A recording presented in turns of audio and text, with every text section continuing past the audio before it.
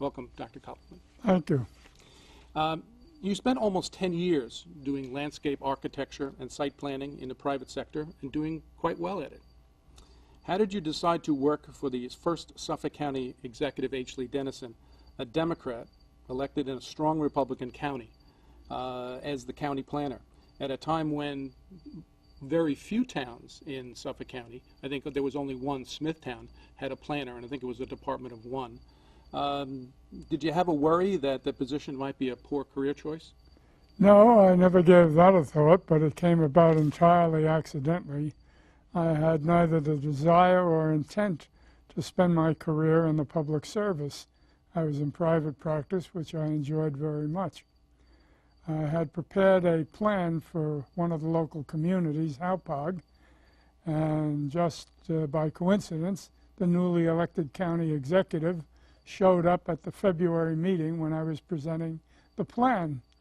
He was extremely complimentary, saying that planning is precisely what the reform government that he was going to head as the county's first executive.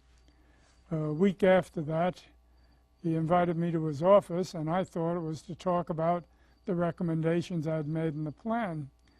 And we were sort of talking past one another when H. Lee Dennison lost his patience, banged his fist on his desk table, and said, "Are you going to work for me or not?" It came like a bolt out of the blue.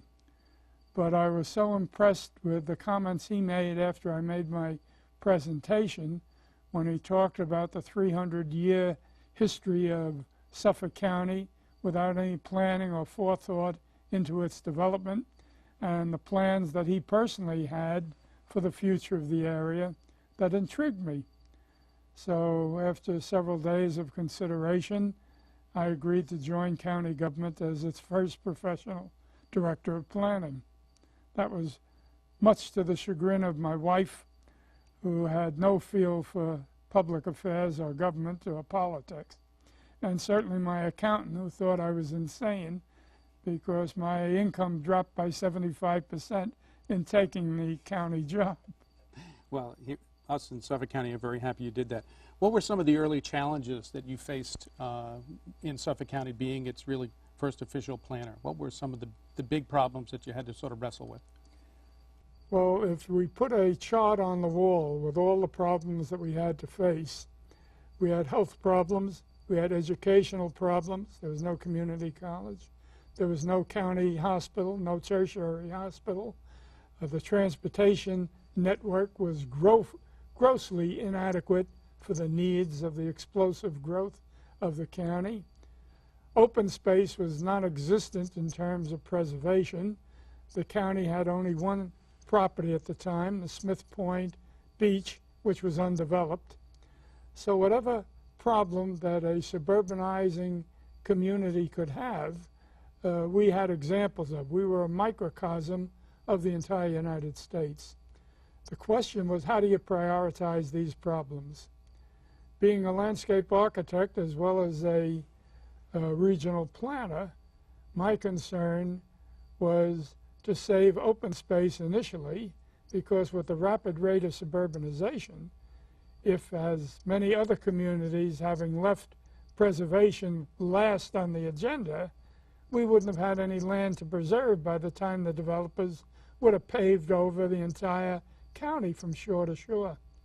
So one of the first areas of priority was to develop an open space preservation program.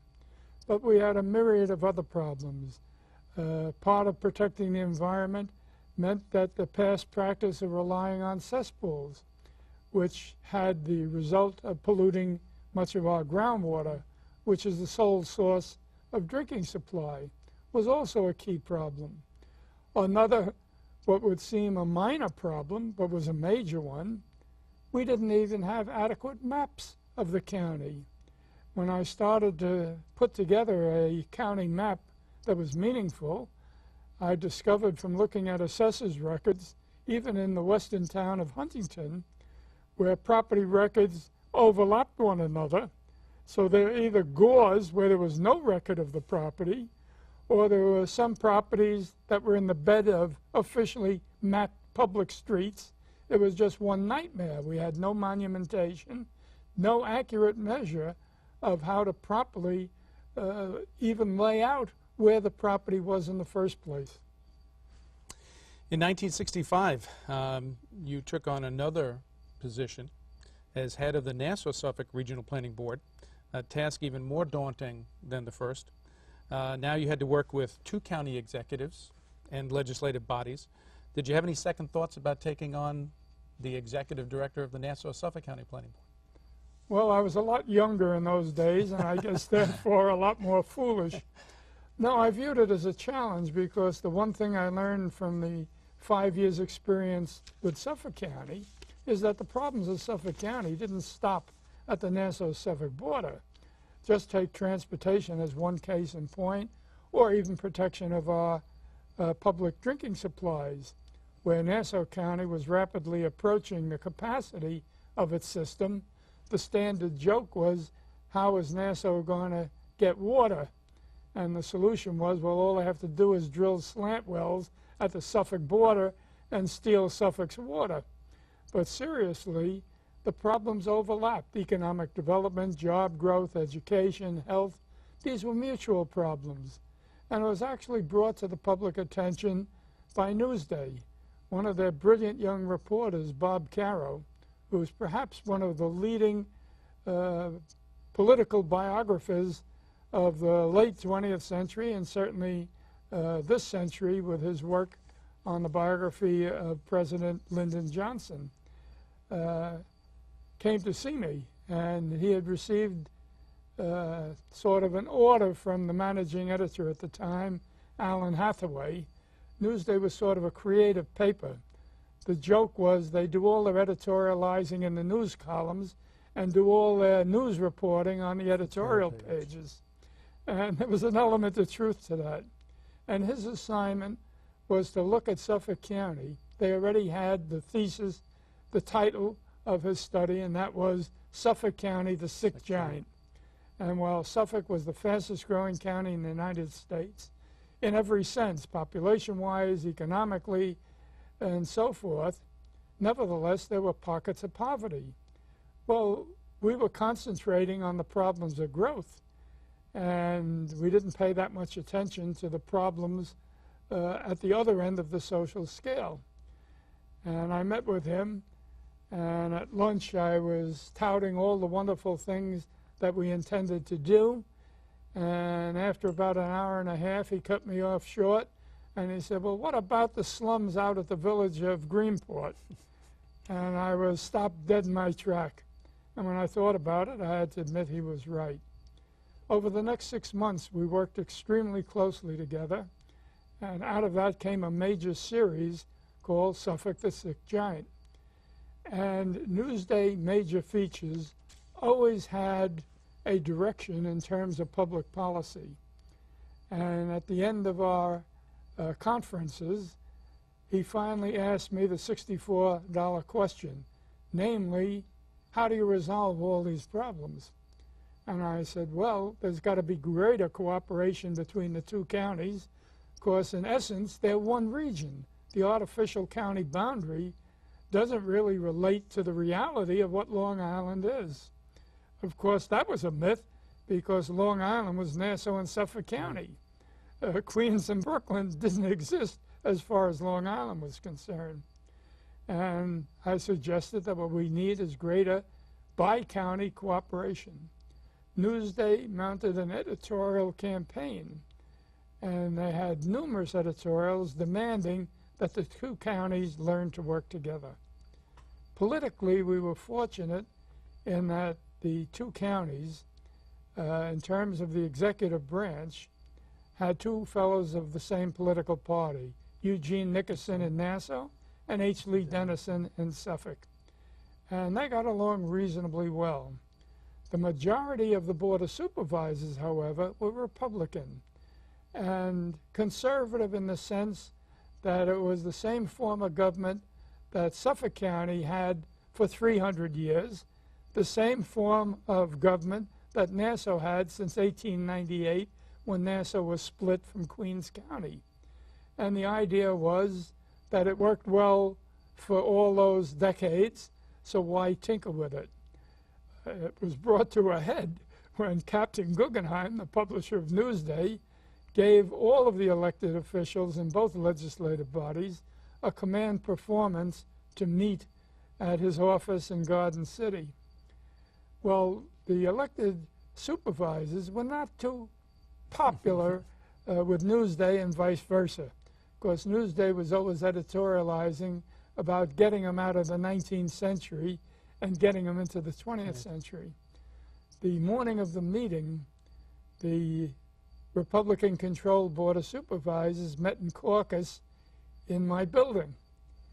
And when their meeting was over, on the way to go to Nassau County, to Guggenheim's office, I just happened to be in the hallway when they left their caucus room, and Supervisor Griffin from Shelter Island, a fellow who became a good friend but a very staunch conservative, approached me, poked me in the chest, and he said, if you and H. Lee think that we're going to be bamboozled by Guggenheim or Newsday, you can forget about a regional planning board. And with that, they left the building. I went into the office that I shared with the county executive, and I said, well, I guess the regional planning board idea is dead, because Ev Griffin told me they are not going to pay any attention, they're not going to be blackmailed or anything else by Guggenheim. And Lee Dennison just smiled, and he said, well, let's wait until tomorrow morning. Well, tomorrow morning came, I looked at Newsday, and there was unanimity of support in both counties with one exception, Supervisor Steve Machut from the town of Southampton, a druggist by profession and one of the strongest conservatives on the Board of Supervisors. He was the one negative vote toward the creation of the agency. Shortly thereafter, both boards of supervisors, by joint action, adopted the resolution, this was 1964, to create the board as of January 1, 1965. That's amazing.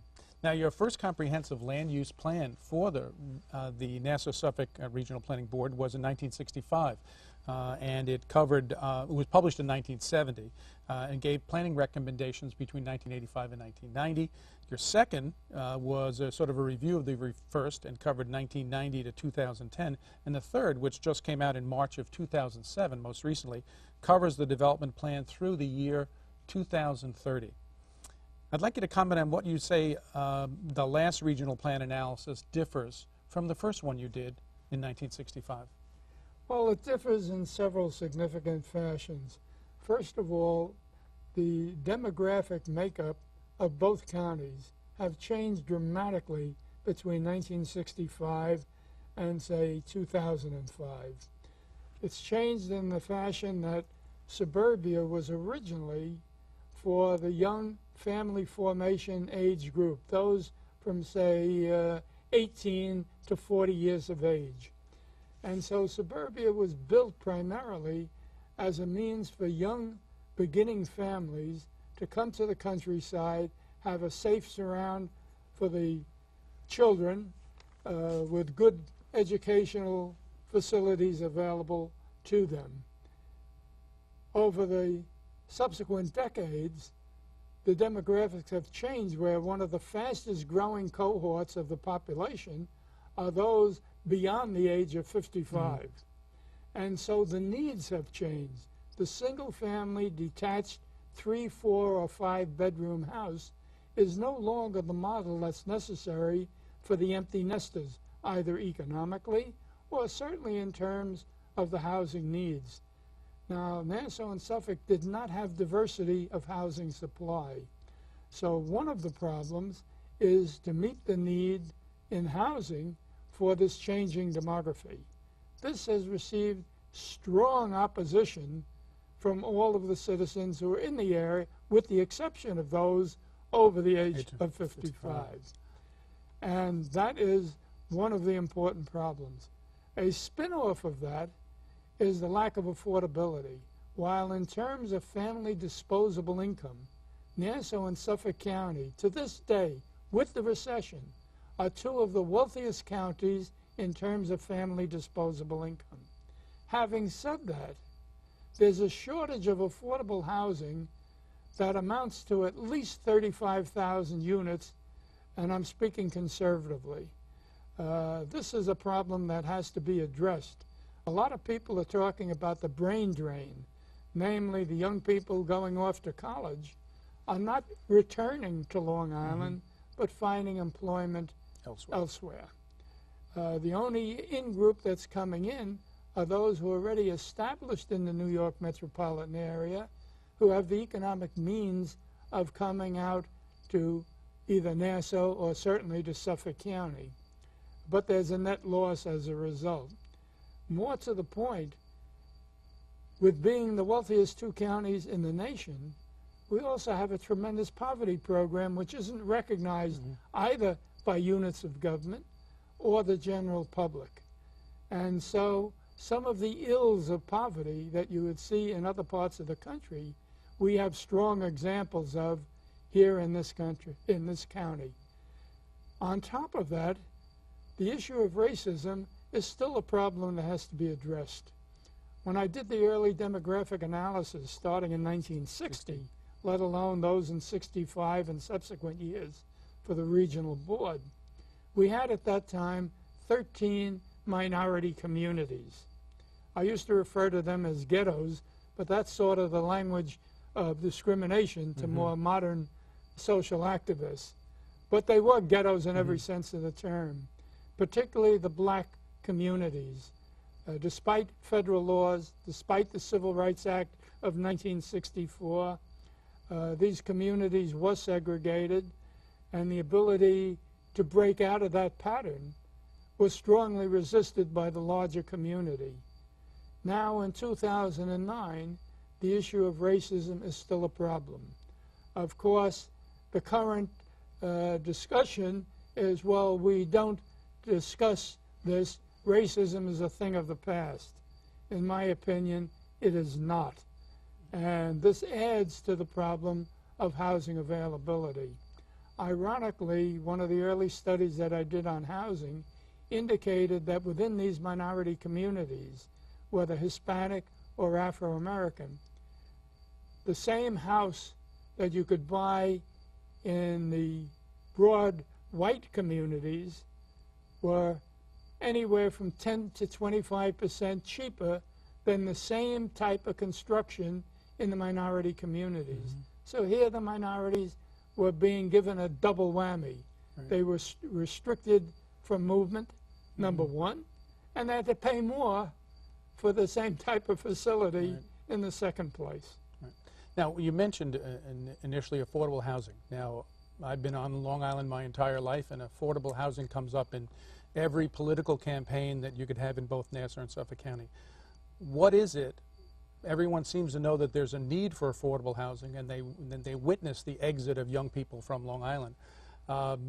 Why is it that both counties have not moved in the area of providing affordable housing? What is the political problem for them? There are several political problems. One of the problems is economic. Regardless of the value of housing in any hamlet, anywhere in Nassau and Suffolk County, the only housing that the existing residents would accept are housing that is bigger than the houses they have that will pay higher taxes. That's the economic concern, and it's a legitimate one. The largest single investment or the largest single asset that most families have on Long Island is the value of their house. So they jealously guard anything that will depreciate the value of their existing real estate. That lends to the racial issue, because there's the myth that if minorities are in the community, housing values are going to go down. That isn't necessarily true, but that's the perception that's held by the people. Then there's just plain, sheer racism.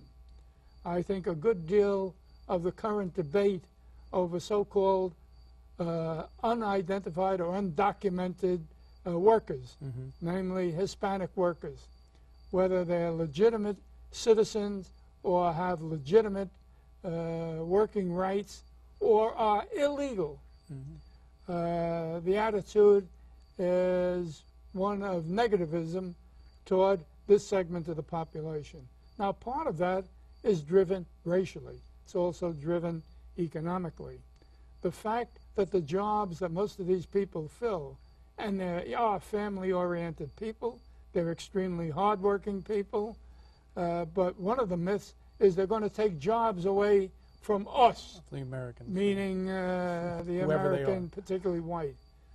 The simple truth is that many of these jobs exist because they're not being filled by the white population, whether it's kitchen help or any of the jobs relating to tourism, or certainly landscaping or agricultural work.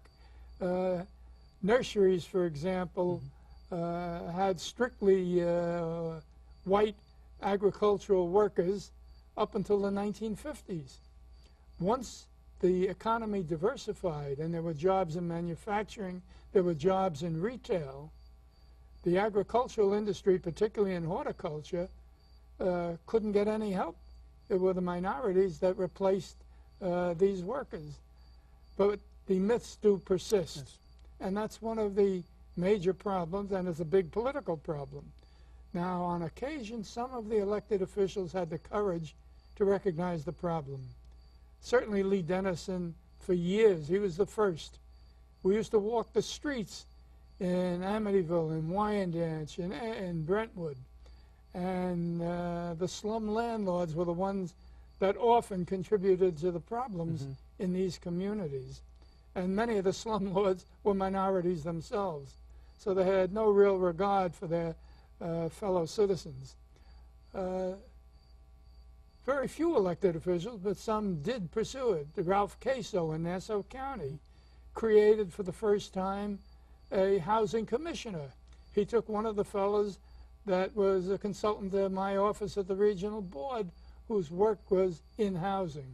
And by the way, our regional plan was the first in the nation to have a segment on housing.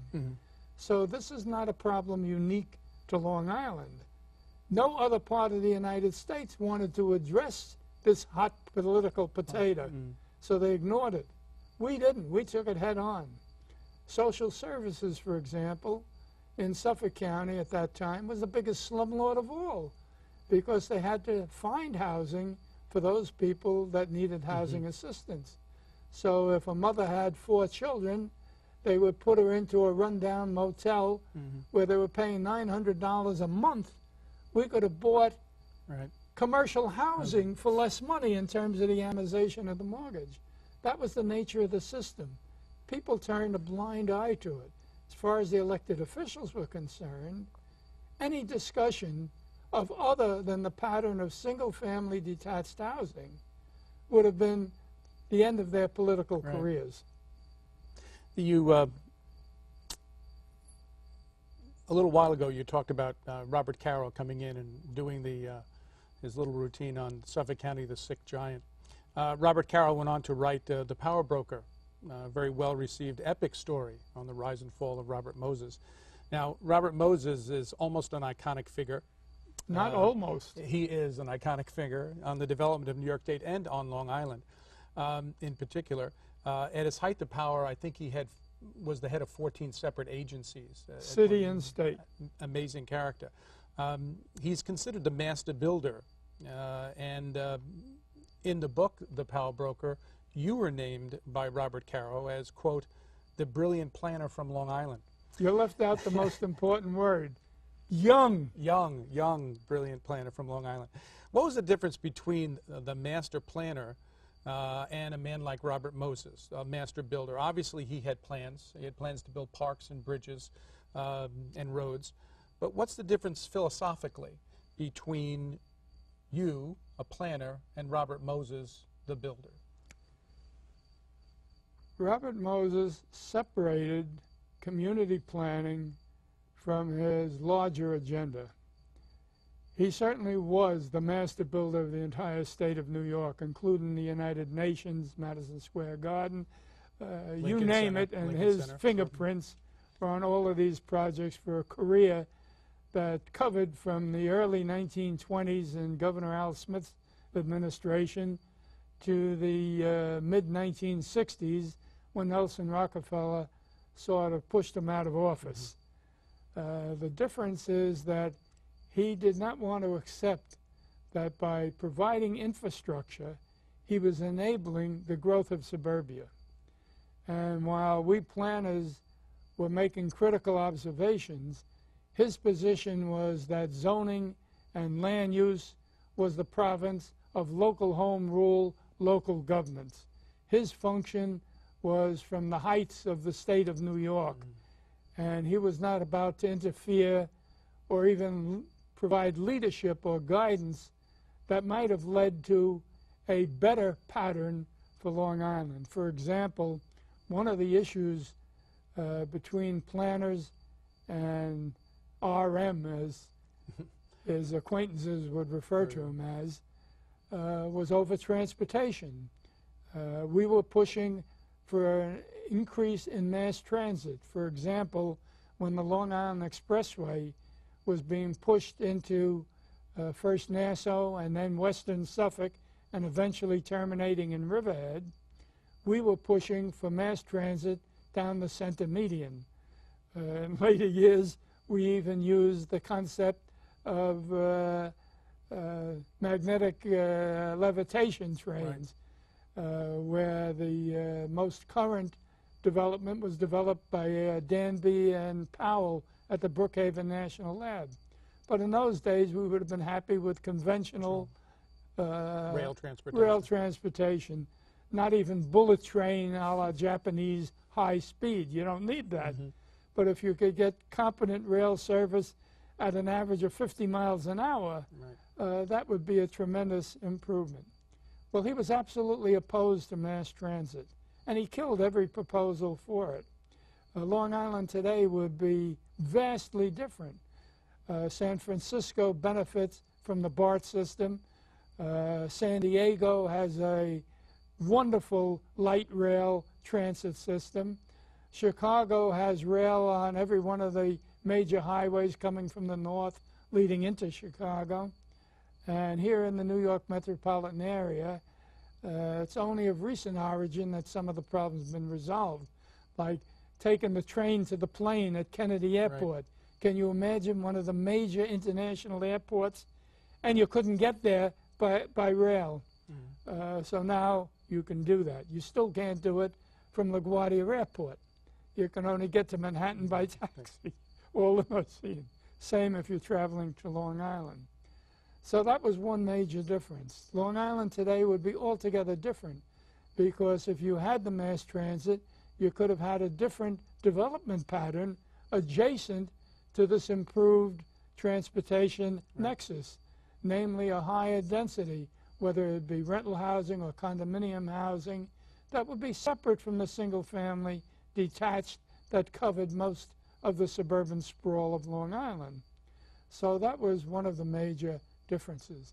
Also, he was fairly autocratic. I worked very closely with him for many years, and he did not have the planner's view that planning works best when you work with the general citizenry. He barely tolerated opposition. One of his famous quotes was, "You can't make an omelet if you don't break a few eggs." Well, he didn't care how many eggs he broke in the process.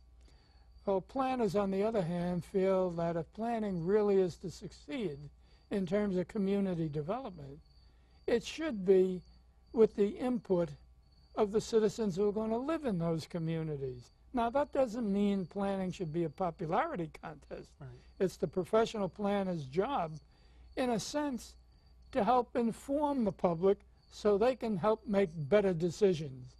In this fashion, you build a cadre of support, so when an issue comes before the elected officials don't just have to listen to those who rant and rave and scream, and it's usually a small minority of loudmouths, as opposed to listening to the general public who may have some more reasoned comment. But elected officials want to stay in office, so they tend to listen to who yells the loudest. That's unfortunate. So those are some of the differences between the Moses approach and the general planning approach. Now, you mentioned that he was opposed to that sort of the train system running down the middle of the Long Island Expressway. Do you Or think, anywhere else or for anywhere that else? matter. Well, also opposed to a bus system that would be affordable. I think there was a comment that you made. He was going to spend $75,000, I think, for the Brooklyn-Queens Expressway connection, and you said it would had been better spent if they had used the $75 million, not $75,000, $75 million for improved bus transportation. On those two elements, do you think that improved bus transportation and that monorail train going down the middle of the expressway are dead ideas for the future? At the present time, they're fairly well dead in terms of rail service. Bus service has improved. Both counties have gone into a system. In Suffolk, however, the population is so spread out that the headroom for service, particularly as you go further east, you could wait an hour and a half for a bus. The service is fairly limited, so you don't attract ridership. But the big deterrent, and I think this helped motivate Bob Moses. Moses was the darling of Wall Street because every one of his projects, from an economic point of view, was a moneymaker. If you build a bridge, if you build a tunnel, if you build a highway, you can put toll booths, and you can generate untold revenues that give you the money to build more of the same infrastructure. So in terms of going to Wall Street to get the bonding, Moses didn't even need Albany. He didn't have any trouble getting the money for his projects because it was virtually a guaranteed return. On the other hand, mass transit is a loss item. It has to be subsidized. For example, on the buses, if you get 30 cents back on the dollar in the fare box, you're doing very well. So where is the rest of the money going to come from? Well, it has to come from the government that's responsible for that service. In Nassau and Suffolk, the two counties have to subsidize the bus service. Similarly for the Long Island Railroad. The only way the railroad can even keep up its reasonably antiquated service in terms of what a modern rail system should be. We don't have multiple tracking, for example. The electrification on the main branch only goes as far as MacArthur. It doesn't go to Riverhead. On the North Shore, the problems are the change at Huntington and then the second change at Jamaica. So to me, that's not the way to build a modern system. However, we inherited the Long Island Railroad from the bankrupt Pennsylvania Railroad. And in 1964, when the bankruptcy period was at an end, the question of what's going to happen with the railroad came up. Rockefeller was going to give it back to the Pennsy. So I wrote a hurried-up report on mass transit pointing out why that would be the wrong way to go because the Pennsy would only run it into bankruptcy anyway. And that's what led to the creation of the Mass Transportation Authority. It was the MTMA, now is shortened to the MTA. But the problem is that it requires subsidies. And Moses opposed anything that was a loss leader. And in fact, in running his various city agencies, or even his impact on the Port Authority of New York and New Jersey, the one thing they avoided was any expense on mass transit. It wasn't until the governor of New Jersey threatened to pull out of the Port Authority if the Hudson Tubes were not taken over. So they were forced to do that. The way that both Moses and the bi-state agencies handle it, theoretically, and if you read the fine print in their charters, any profit from automobile or vehicular traffic should be transferred to mass transit. So they kept their books just as Hollywood does. No matter how much money is made, there was never a profit. In the case of Moses, you have to wonder, well, how come they're constantly rebuilding Madison Square Garden? Or in the Port Authority, why did they build a retail, commercial, real estate venture, namely the towers that were destroyed on September 11th? And that was to see to it they never had any profit. So they had to find projects so that the books indicated there wasn't a penny left for mass transit until they were, in a sense, blackmailed into supplying it. So Moses's position, again, was driven more by the economics of the situation in the case of transportation than any visceral feeling on his part as opposed to having the service. In fact, he himself didn't drive. Never drove. He had a chauffeured automobile. Right, that's amazing. So if he had a chauffeured bus, I guess there wouldn't be much different. Do you think that the fact that Moses built all of this infrastructure for cars, that it led to Long Island's love affair with the automobile, that it almost became mandatory that when you were 16 you looked for a car, that every house was going to have a two-car garage, that now we're so ingrained with the automobile that going to a mass transit system like they have in New York City, where some people don't have a car at all, they use the subway systems or the bus systems, have we been so ingrained by this long-term love affair with the car that we are just going to have a difficult time moving to improved bus service and rail service? With the current population, the answer to your question is yes. That's inescapable. And it's not necessarily by choice, it's by necessity. The urban sprawl pattern does not have alternatives that are as workable as the private automobile. You come and go as you please. You go directly to where you wish to. Years ago, I did an experiment when I was running the Suffolk buses as part of the Suffolk Planning Department. I got a grant from the federal government that would enable us to get about 110 buses completely free of charge. And at that time, we had a contract with the MTA, as Nassau did. And when the next year's contract came in, there was a significant hike in the amount of money that the MTA wanted Suffolk to contribute. So I asked my deputy, who was actually in charge of the division running the buses, what additional service we were going to get. And he said, "Boss, I looked at the contract. It's the same service. They're just hiking the charges significantly." So I called the MTA up and I said, you know, we're happy with the current service, but I'm not happy with paying X dollars more without getting any increase in service. Well, that's the deal. Take it or leave it. I called the private operators together, knowing that I had this grant application in for the buses, and I told them, I have a deal for you guys. And many of them were small operators. Their equipment was sort of antiquated. I said, I can give you guys brand new buses, and it won't cost you anything. And we may even be able to improve your routing franchises. The only thing is, it's going to be called Suffolk Bus.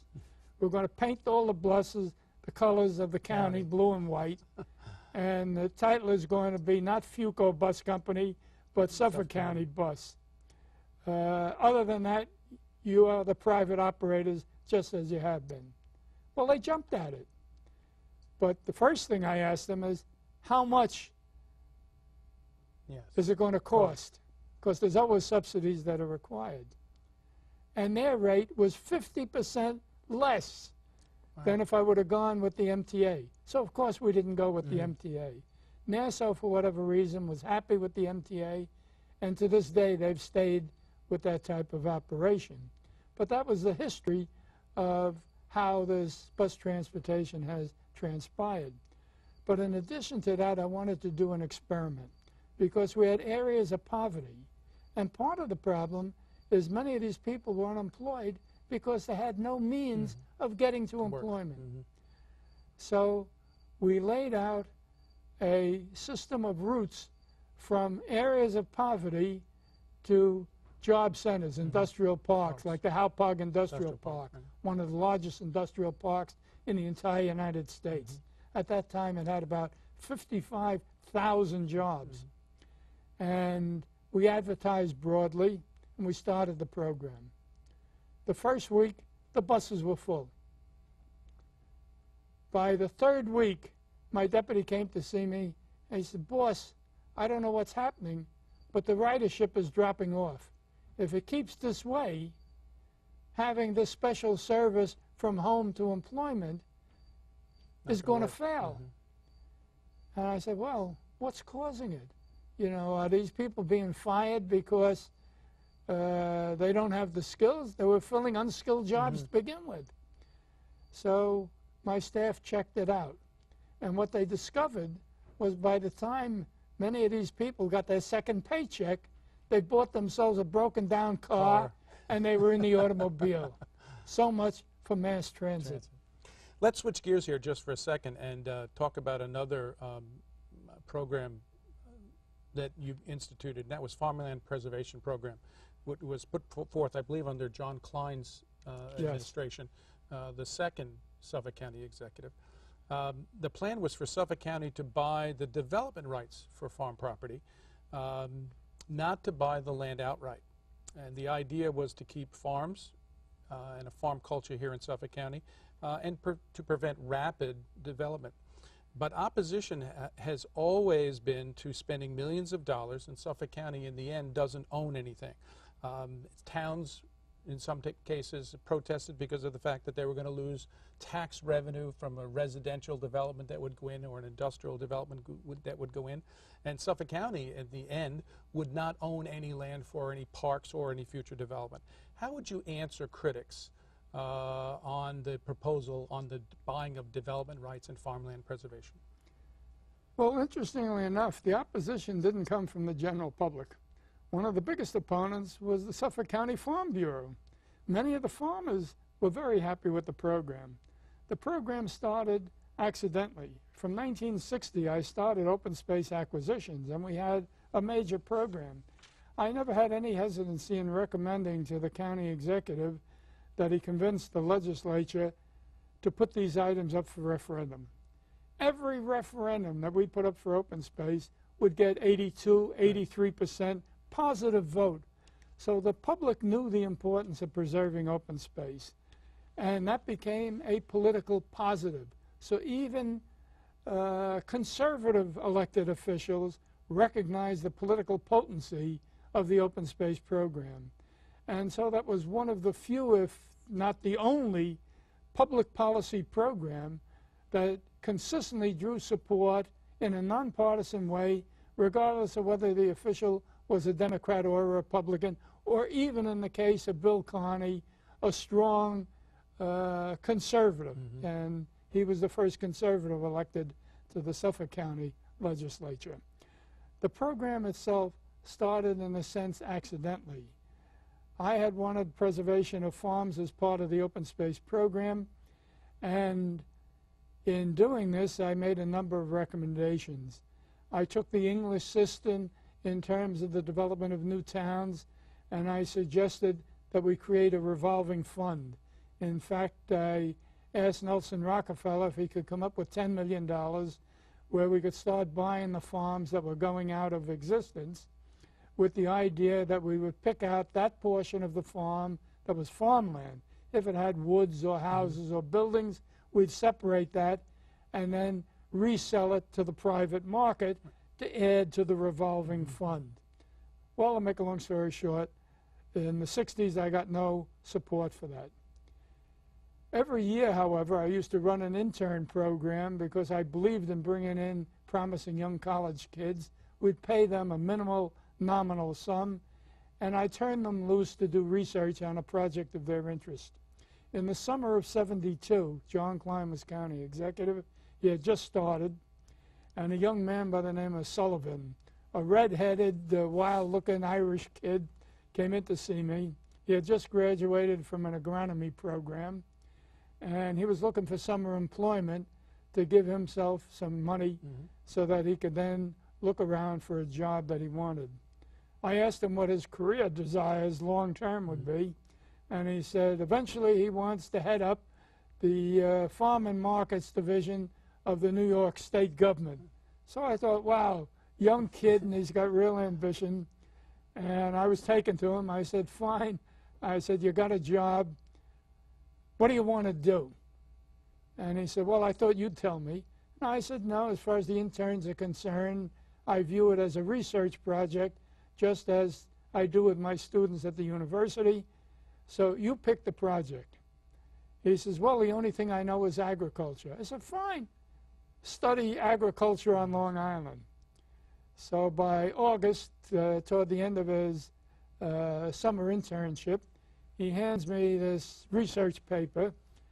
And what he basically did, he identified the decline of agriculture from 1950, Right. Oh, no. from Go ahead. 1950 to then 1972. And the decline was precipitous. From almost 150,000 acres, including agricultural lands in Queens, certainly large areas in Nassau County, areas in western Suffolk, and going all the way out to Montauk. And particularly on the North Fork, almost all the way, including Orient Point. And that 50% loss, we were down from 150,000 acres to 70-some-odd thousand. And that woke me up.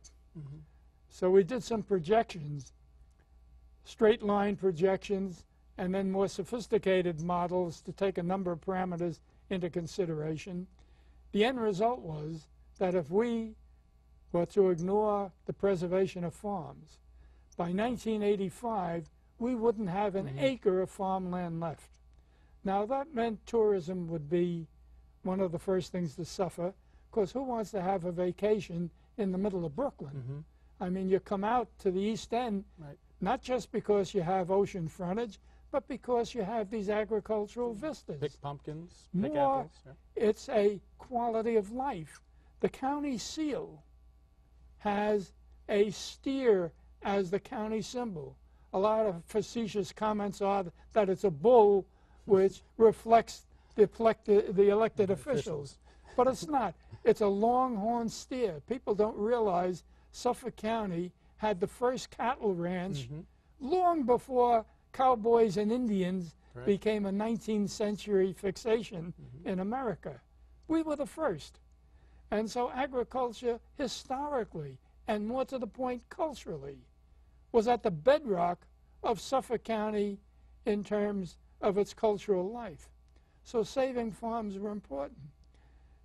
Having come to this conclusion, we extended Sullivan's report and included recommendations for its preservation, and I picked up the idea of we'll buy the farms and then we'll lease them back to the farmers.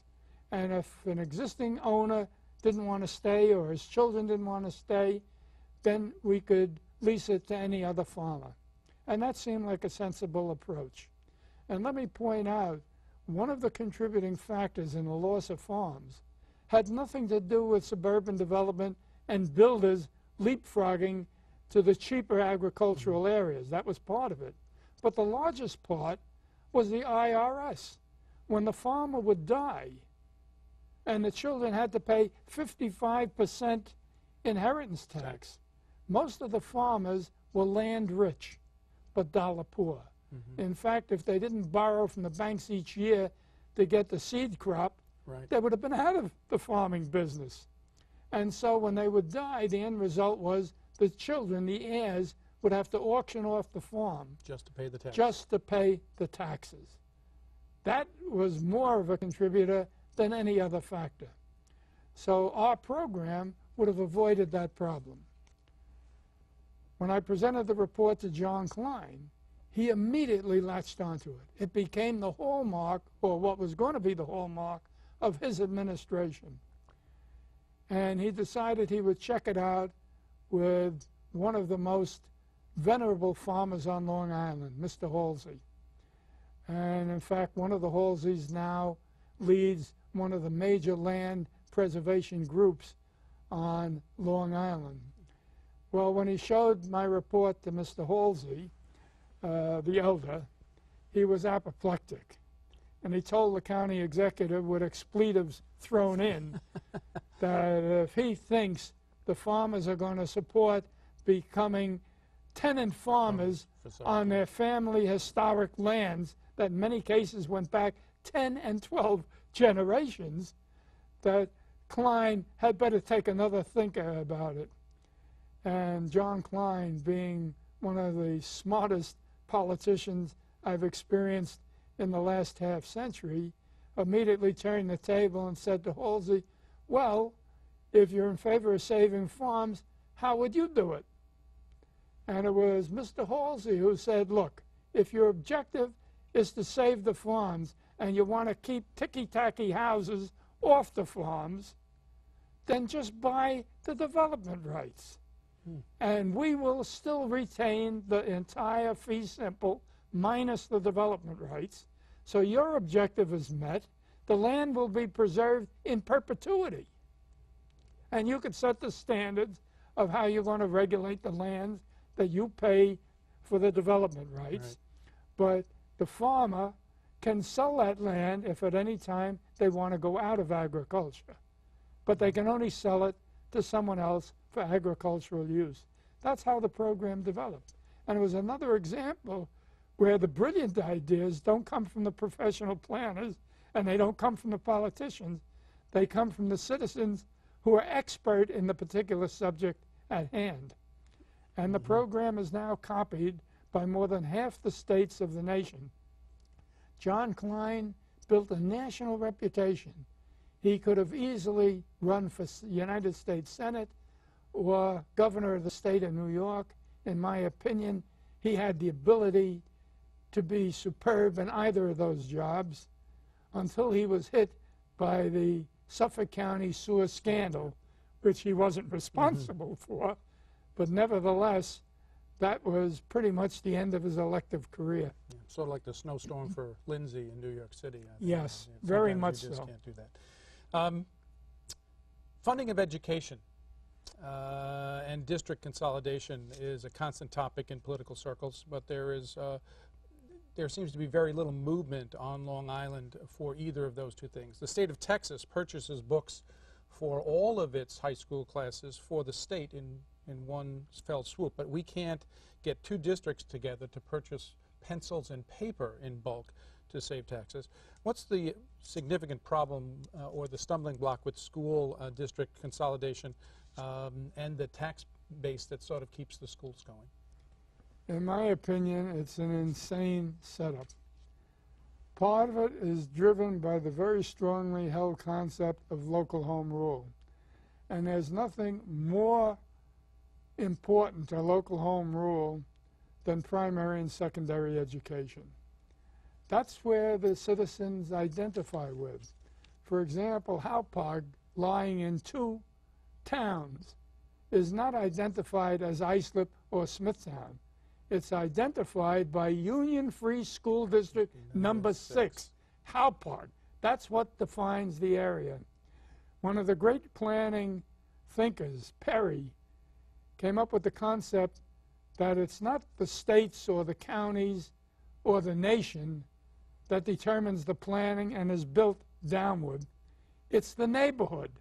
The neighborhood is the basic building block for the community and is the basic building block for community planning. And the heart of the neighborhood is the elementary school. And when you have a series of neighborhoods, each with the neighborhood school at the central core of the neighborhood, and you have an aggregation of 4, 5, 6, or 7 of them, and there's the need now for a junior high school, now you have an amalgam of several neighborhoods to provide the larger education. And as that expands, you then have the high school or 2 high schools thrown into the mix. And so in the town of Smithtown, which is the smallest of the western 4 towns in terms of population, not necessarily size, you had the Kings Park School District, you had the Smithtown School District, you had the St. James School District, and you had half of the Hauppauge School District, and you had half of the Carmack School District, because in this case it overlapped Smithtown into Huntington. And even consolidation among those districts was fought like the war in Northern Ireland. Any suggestion for consolidation beyond the period in the late 50s when there was the first attempt at consolidation, and Long Island went from 120 some odd districts at that time to perhaps somewhere around 78 districts. That was the last consolidation that had taken place. Every attempt at consolidation subsequent to that failed. Every attempt to even introduce economic savings, like joint purchasing, or to take the recommendations of the Solano Commission, went down in flames. And that's the situation to this day. When I contrasted Montgomery County with Long Island, the districts around Washington, D.C. are consolidated county school districts. I chose countywide school districts in the Washington area that demographically were analogous to Nassau and Suffolk. The same college going rates, meaning educational levels, the same economic levels, the same industrial bases, and I contrasted how much their educational system cost in contrast to Nassau or Suffolk on average. Their system was up to 1/2 less tax cost than on Long Island. Our system is one of the costliest in the entire nation. And the idea of having a countywide school district in this area of strongly held local home rule is not a battle that I could see being won, certainly in my lifetime, because I've been at it now for almost half a century, and every effort has failed. When the suggestion was to centralize Mount Sinai, which was beginning to grow, with Port Jefferson, I was asked by the head of BOCES 2, who was in support of centralization, to do the study. Before I even started the study, just the announcement in the local weeklies that I was going to do the study, the reaction of the community from both communities was that I'm absolutely biased in favor of the other side. I hadn't even started the work. And that was the climate. The end result was the centralization never took place. Amazing. I think Long Island suffers from the Balkan Kingdom problem. We all like to keep Absolutely. our together. I'd like to sort of conclude our time together with a sort of a 2-minute drill that they do in football. I'm going to throw some ideas at you, and you can respond briefly to what thoughts you have on it. I got your message. I'll be brief. I have a lot that I want to ask you. So, creating a Peconic County. Favor or not in favor? Absolutely opposed. Creating Long Island statehood. Nassau, Suffolk breaking away from New York. No one's done that since West Virginia broke away from Virginia in 1863. We'd have much better representation with 2 senators in Washington. We wouldn't have to share our allegiance with upstate New York. We would get rid of Stolbany. Your views on Long Island statehood? I wrote the first article on that sort of as a whimsical piece, because I recognize the negatives towards statehood, but I also recognize the strong positives. First of all, from a constitutional point of view, it ain't going to happen because there's no way Albany, who receives $3 billion in surplus taxes, is going to allow anything like that to happen. So that's not a doable thing. But as a thoughtful piece, at least it could alert Albany that perhaps when they come up with mandated legislation, but without the financial support for those mandates, perhaps they'll take a second look at it before they punish Nassau and Suffolk counties. That was my reason for doing it. But it was sort of a facetious piece. I pointed out George Washington slept through the entire Revolutionary War on Long Island. President Nixon played the piano on Long Island. President Eisenhower was elected as a result of Long Island. Len Hall was his campaign manager, who was also the chairman of my regional board. And all of these facts, but sort of facetiously presented. It was a humorous piece. When I gave a synopsis of it to Newsday, keeping the humor in their style, they printed it as op-ed, and they made it a serious piece, which was not the intent. Several years later, more recently, Sawicki, the county controller, asked me for a copy of it, And he treated it seriously, but I think he also had the same objective, namely to get the state to look a little differently at mandates affecting Suffolk County. And unfortunately, he was lambasted, which was unfair, because I think he was moving in the right direction to wake people up. But it isn't going to happen. I don't think you would have thought about it back in the 60s, but now there's obviously some consideration for wind generation on the east end of Long Island. Your views on green sources of power to sort of supply Long Island with energy? Well, as a matter of fact, we did think about it in 1960, because historically, the main generating source in colonial days were the windmills. And in fact, there are a few of the historic relics now at Stony Brook, Southampton. We've preserved the windmill. In the town of East Hampton, they preserved the windmill. And unfortunately, just a few historic relics that are left. We still have a few mills. We have one right here at Stony Brook, which is not a windmill, but it's a water mill. So the question of colonial energy generation is not a new idea. The basic problem, of course, is that the energy was primarily provided by Long Island Lighting Company at a time when petroleum was cheap, and before that they were burning high sulfur coal laced with toxic heavy metals. And the first battle was to get them to stop using coal, particularly at the state mental hospitals, and convert to petroleum, which was at that time a cleaner source of energy. In terms of the megawattage that's necessary, you know, when you have to generate between 4,000 and 5,000 megawatts of energy, forgetting summer surges, some of the green methods like wind power or wave power or solar energy are limited in terms of what you can get. And as long as petroleum-based, whether gas or petroleum, is relatively inexpensive, the economic crossing point for wind energy, for example, is not a cheap form of generation, and yet a limited form. Now, if you travel to the Irish Sea or the Baltic Sea, you'll see these wind generators strung out like soldiers in the middle of the marine environment. So they are getting some. But the majority of their energy is nuclear generated. Now, nuclear, theoretically, is much cleaner than petroleum-based. The problem that still exists, though, is what do you do at the back end with the spent rods? I'm all in favor of green energy, but we're not in the Southwest where solar energy is an absolute winner.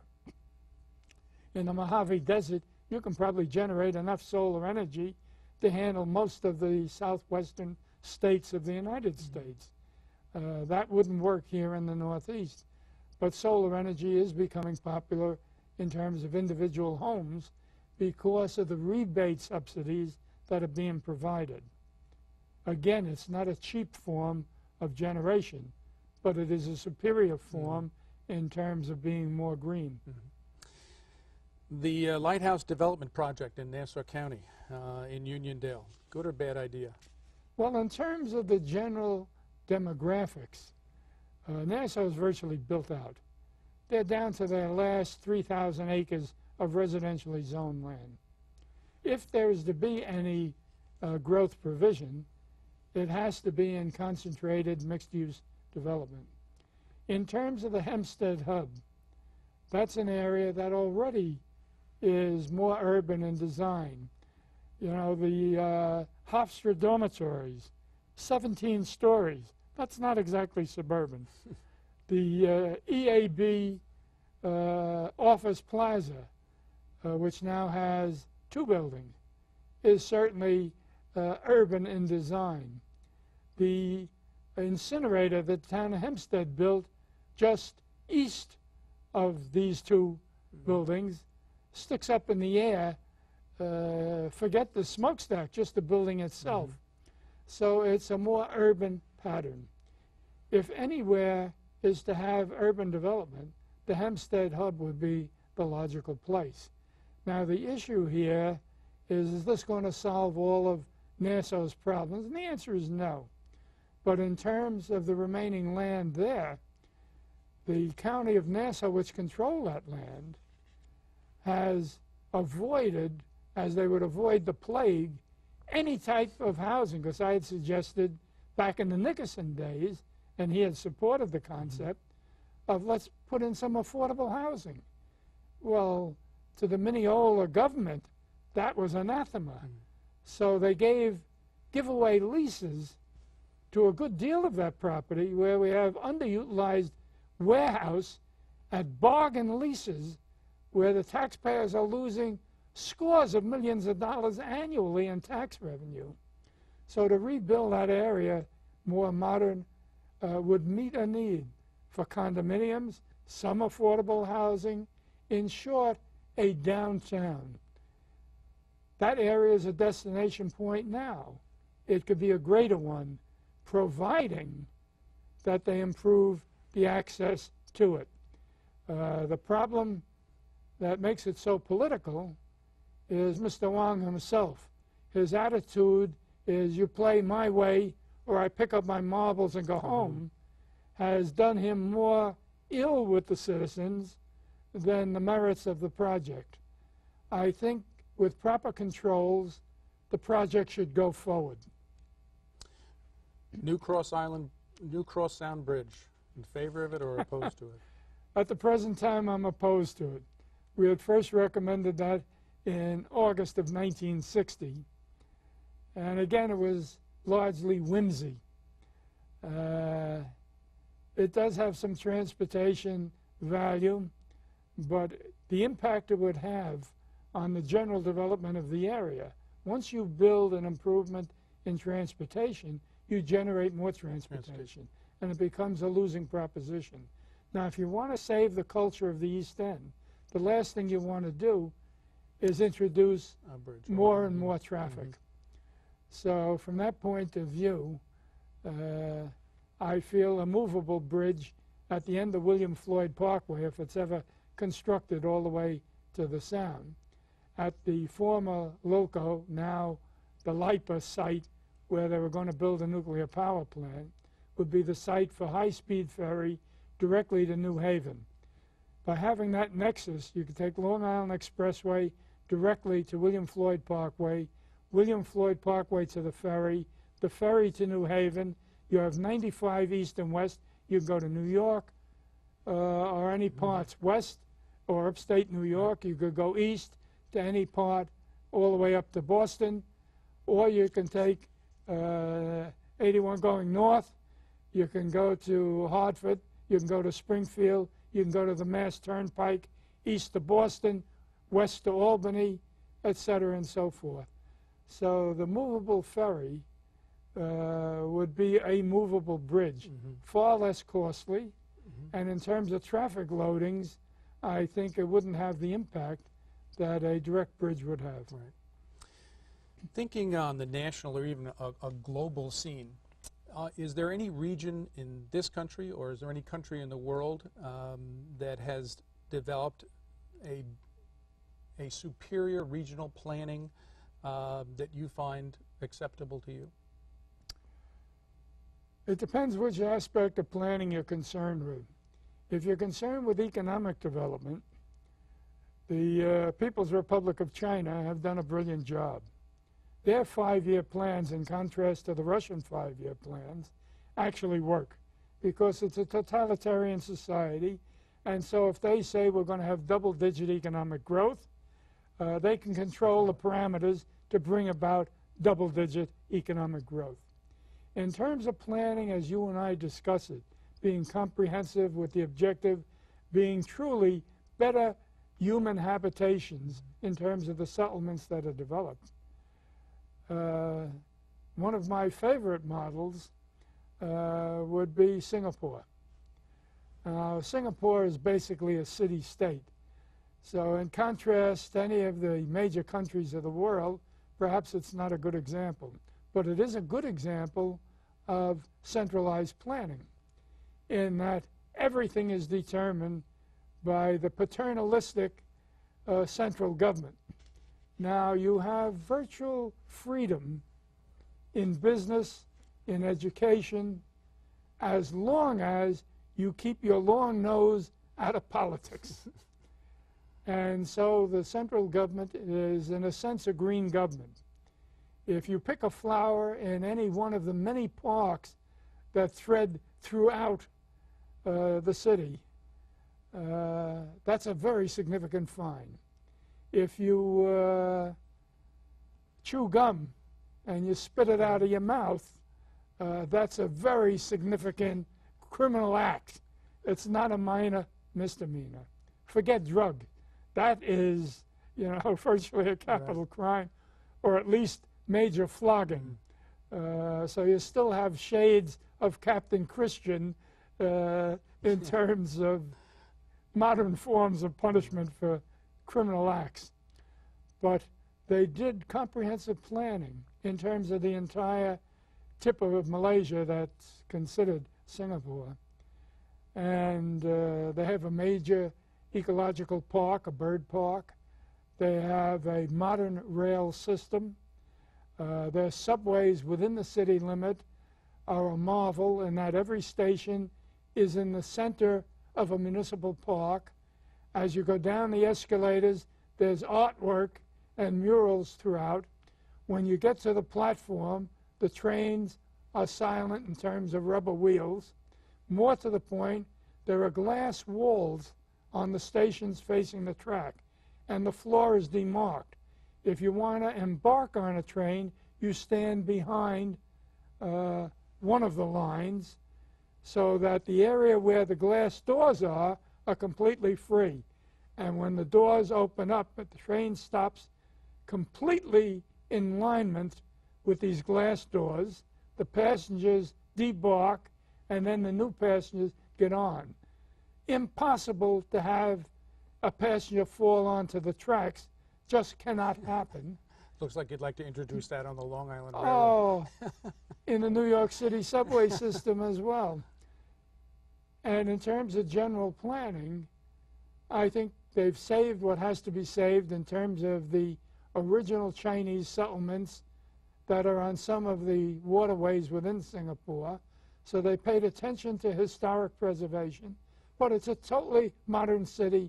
Other than that, they even maintain at the Peninsula Hotel the 4 or 5 o'clock British high tea. So it's a wonderful place to visit.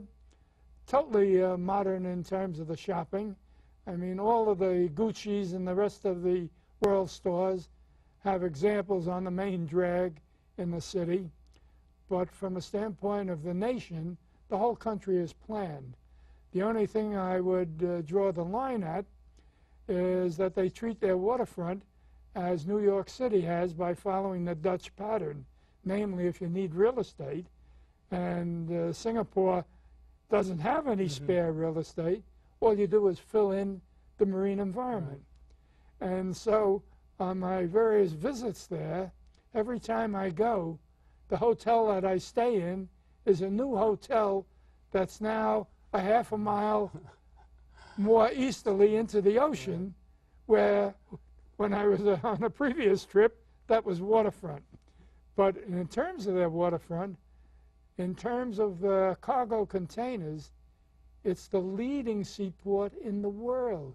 300 ships daily. Wow. And for a small country, that is really remarkable.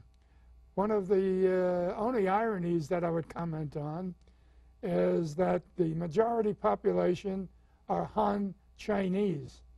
However, the official language, and here India and even China can learn from this, there's one language, English. Now, I'm not hawking for English. I mean, it could have been Mandarin Chinese, but to have one language, not 24 as you'd find in India, or the numerous different dialects that you would find in China, in addition to Mandarin. So from a planning point of view, it's a good model. And in fact, I bought whatever films they made on their planning experience. Okay.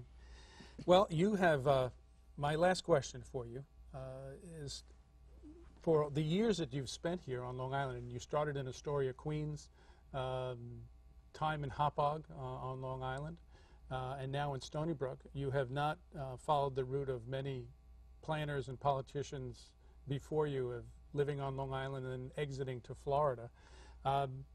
What is it about Long Island that you think makes it a great place to live? What is it about? Give me the two finer points about Long Island's lifestyle and quality that you think have stood out over the years. Well, certainly the key ingredient is its natural environment. We have over 1,200 linear miles of waterfront. We have over 90% of New York State's entire ocean frontage.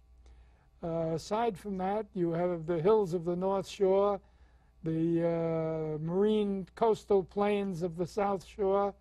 You have points of height like Gwynn Park in Huntington, or the county property in Southampton, which are high points. You have the glacial moraine. From a geomorphological and terrestrial point of view, it is a marvelous place. The change of seasons, with the relatively mild winters and relatively mild summers, from that point of view, it's a lovely place to live. But more to the point, it has a venerable history. So it's not only a verdant collection of communities, which from a natural point of view are a marvel. It's close to metropolitan New York with all the advantage of culture. It has educational institutions that rival any other similar areas in the United States. In a sense, it has it all. Medical facilities are among the best in the country. In short, I'm sold on Long Island.